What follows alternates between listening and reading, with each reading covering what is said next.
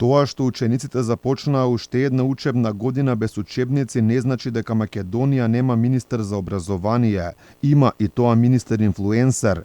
Ако се отвори неговата Facebook страна, можеме да видиме многу порозова реалност од онаа која што е во училиштата, каде можеби нема книги, но има наставници кои најавуваат штрајк, незадоволни од своите плати. Од 24 август до 1 септември Јетон Шакири секој ден со своја различна фотографија и порака до сите засегнати со образовниот систем одбројуваше до стартот на учебната година со порака дека било време да почне да се одбројува до почетокот. Министерот на 8 дена пред стартот им се обрати прво на учениците.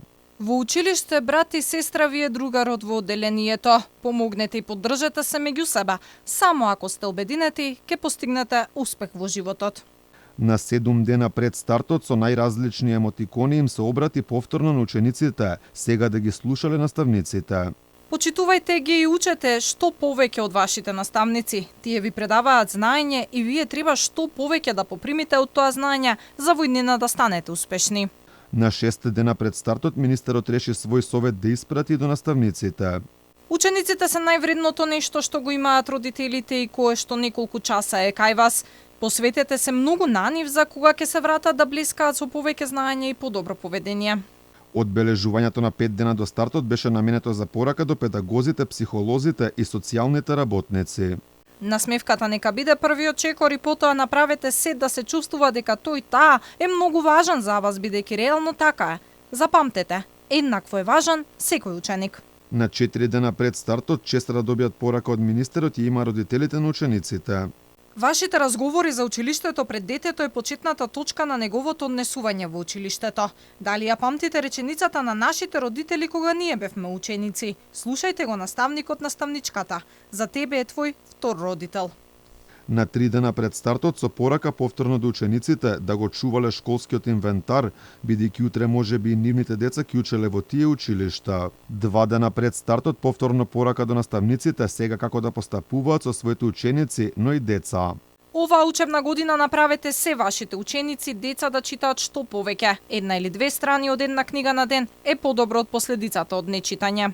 На ден пред стартот испрати порака до родителите и наставниците да работат со најмладите за интеграција на децата со посебни потреби. Дојде 1 септември или како што напиша министерот на Facebook 0 денови.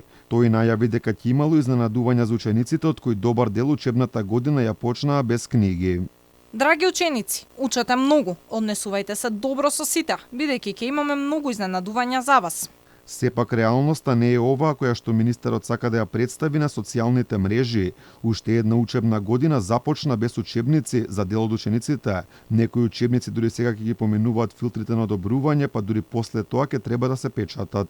Овде кажувам пред сите дека наредниот состанок на Националниот совет на учебници е во 7 септември, каде ќе се одобруваат и последните учебници од 6-то одделение. Новата учебна година започна за над 200.000 основци и средношколци, но и ова како и минатата за дел од нив нема учебници. За учениците од 3-то и 6-то одделение наставата започна без сите учебници кои допрва се одобруваат и треба да се печатат. Голем проблем плюс ке има и наставниот кадар поради новите програми и спојувањето на некои предмети. Пред се што историја, географија и општество стануваат еден предмет, зашто голем број од историчарите предупредуваат дека ќе значи многу помалку учење на македонската национална историја. Поради новите модули за 6-то одделение, наставниците по историја за да можат да го пополнат фондот на часови. Освен историја ќе треба да предаваат и родова еднаквост, верска етика, фотографија, како и ред други изборни предмети.